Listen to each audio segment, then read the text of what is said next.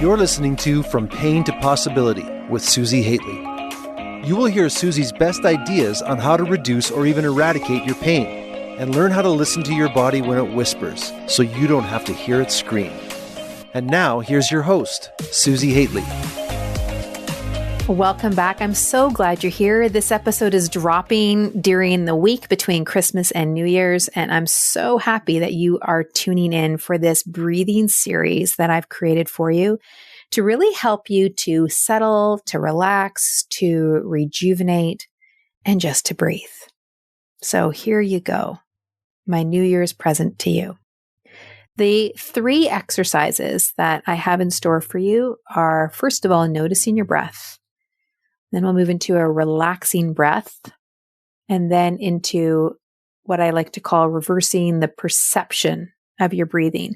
And these all help you to connect more deeply to your breathing and explore how breathing can really impact your health, your well-being, your mental state, and your emotional state. So here we go. Set yourself up into a place that is comfortable. So whether you are sitting in your couch, whether you are out for a walk, whether you are on the floor, get yourself comfy. And if you are lying or sitting, then if you notice yourself that you could be 5 to 10% more comfortable, then choose that which would increase that level of comfort for you. So if you need to press pause on me while you get what you need, then do so. And as you settle in, then tune into your breathing. And first notice just what your breath is doing in this moment. So you'll notice yourself inhaling and you'll notice yourself exhaling. Now, a lot of people like to talk about controlling the breath. And traditionally in yoga, the technique of pranayama has an element of forcing or controlling. And what I want to utilize these exercises for is more about freeing as opposed to control. So in that spirit, simply notice what your breath is doing. Now, by simply noticing, sometimes the breath changes. I think about my own children who are 4.5, and when I notice them, like if they've been off playing on their own and I come into this scene and I simply notice them, their behavior starts to change, right? So when we place our attention on something, it's not surprising that it changes. That's okay. Just notice that it changed. Notice the quality of it. So maybe it's warm, maybe it's cool, maybe it's thin, maybe it's slim, maybe it's full, maybe it's empty or tight, maybe your mouth breathing or your nose breathing. Maybe your nose is really congested. Maybe you're feeling a bit tight through your rib cage or your abdomen.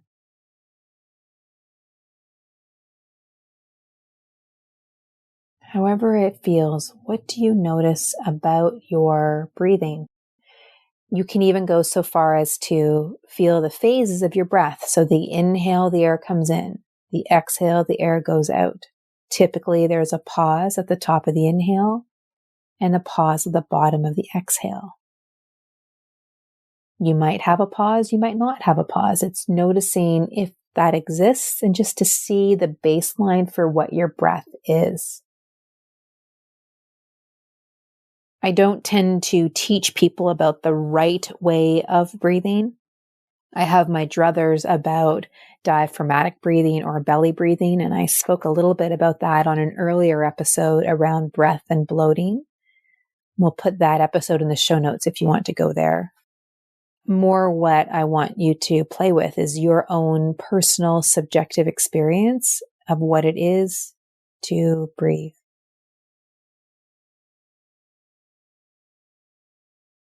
And just think about your day and how your day was with you and you were with your day, how your breath responded.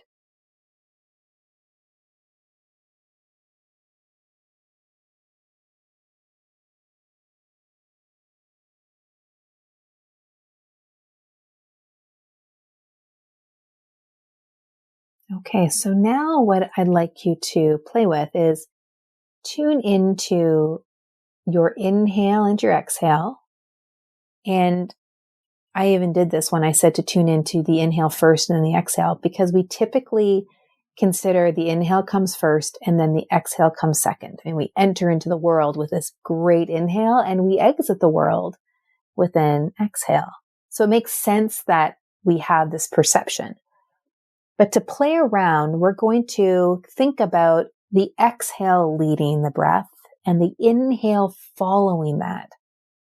And what's really interesting about that, exhaling first, then inhaling, is that to enable a deeper breath, a lot of people believe they need to inhale more deeply. But what's very curious is that to inhale deeply is not about bringing more breath in. It's actually about emptying your lungs that much more. So when you're emptying out the air with a full exhale, the inhale will naturally become deeper. So there's other breath techniques that we can explore in future episodes around deepening that exhale that you'll automatically see the deepening of the inhale. But for now, we're going to start with the deepening, just the starting with the exhale. Noticing when you focus on the exhale, how the inhale might change. And just notice what happens for you. Exhale first, inhale second. Exhale, then inhale.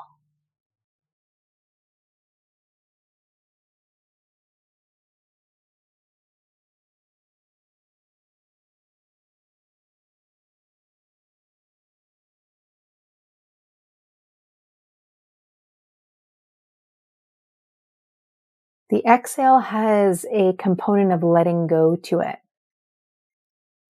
The inhale has an inspiration quality to it.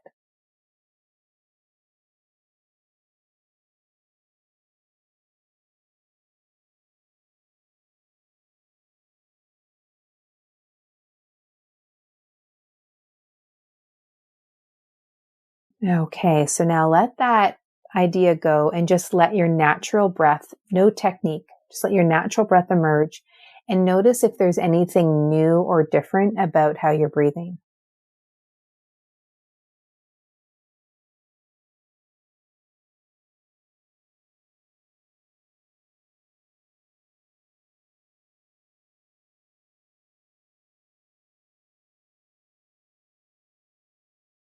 Perfect.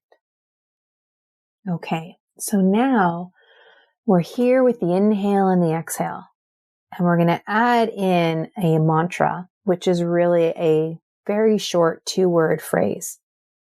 And the word is so, and the second word is hum. So on the inhale, hum on the exhale. And you can say it to yourself or you can say it out loud. Totally up to you. So on the inhale, hum on the exhale. Now, if part of you is thinking, what the heck is this so hum thing? What a mantra does is it helps focus our attention.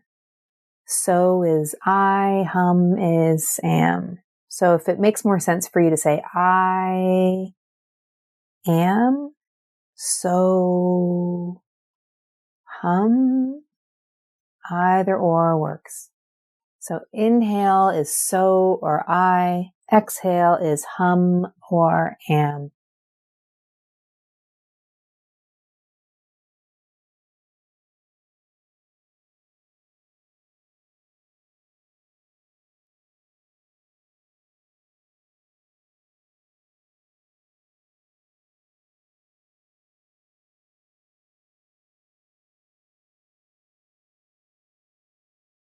So on the inhale, hum on the exhale.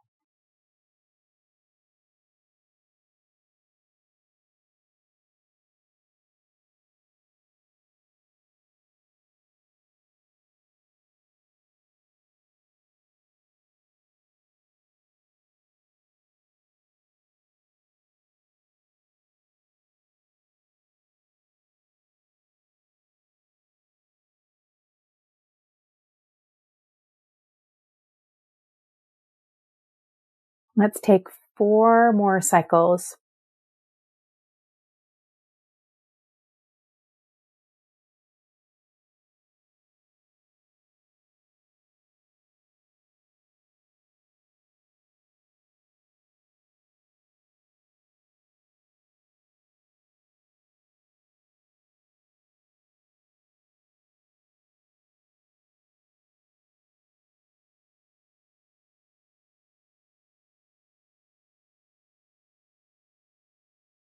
Perfect. Okay, so now let the technique go, let the mantra go, and just notice the breath that's arising. How has the quality of your breath changed or shifted? Maybe there has been, maybe there hasn't been, but notice what is now present.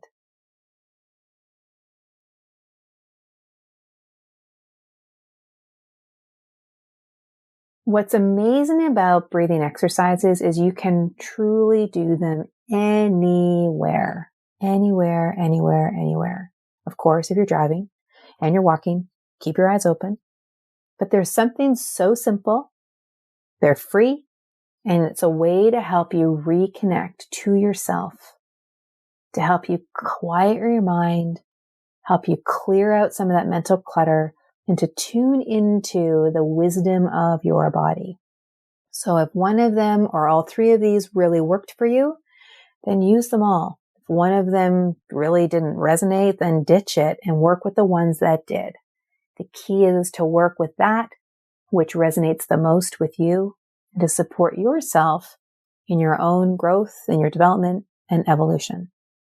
If you have found yourself really loving what it is that I'm teaching here, we dig into a lot more of this with much more detail in my Healing and Revealing Human Potential program, which is my membership program. It's a lifetime membership fee. There's a curriculum that's over 22 videos. We meet on a monthly basis 2 or 3 times. There's a whole Susi's resource library of over 200 videos that really bring the concepts to life.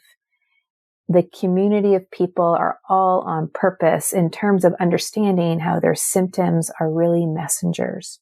Their breath is a messenger, and there's a way of downregulating and really connecting to ourselves, self-love, leading to self-care, and really moving ourselves to our greatest potential and utilizing our bodies as a barometer for that evolution. So if that is something that really piques your interest, you want to get into the nuance of healing and recovery, email us at health@functionalsynergy.com. I would love to work with you next year. Take good care. Have a great end of your year.